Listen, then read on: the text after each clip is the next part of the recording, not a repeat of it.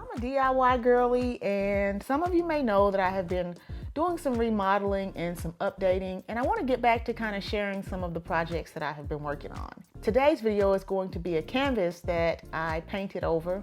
I bought the canvas from Home Goods because I couldn't find a frame large enough for the size I needed in my stairwell. And I was thinking that perhaps I can just work with the design that's already in the painting and let that inspire me to use my own colors and to create my own design.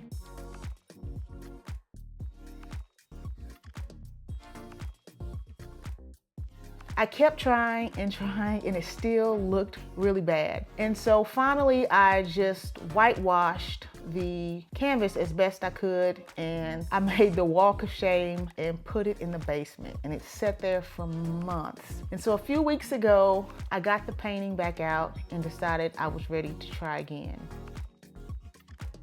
I've made a lot more progress in the house, so this time I had a better idea of perhaps what I was going for. So I decided that I was going to paint the canvas the same color as the walls in the living room.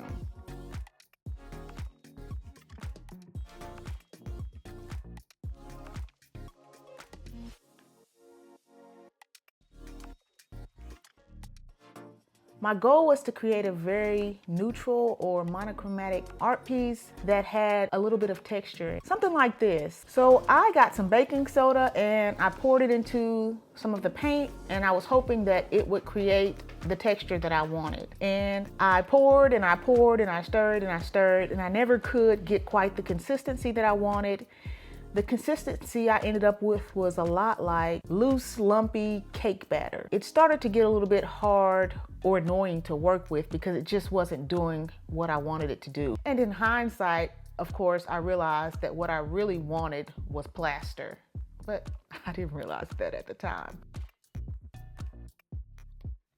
I felt like I was starting to ruin the canvas again, and I got some tools out and I tried to create some texture through a brush and a stick and a piece of cardboard that I had, and that didn't work.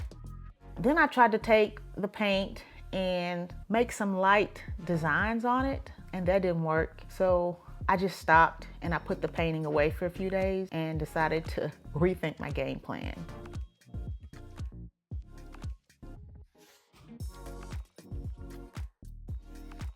So I decided to take a picture of the painting with my iPad and use my iPad pencil to experiment with some different designs. I just didn't want to keep experimenting on the painting itself.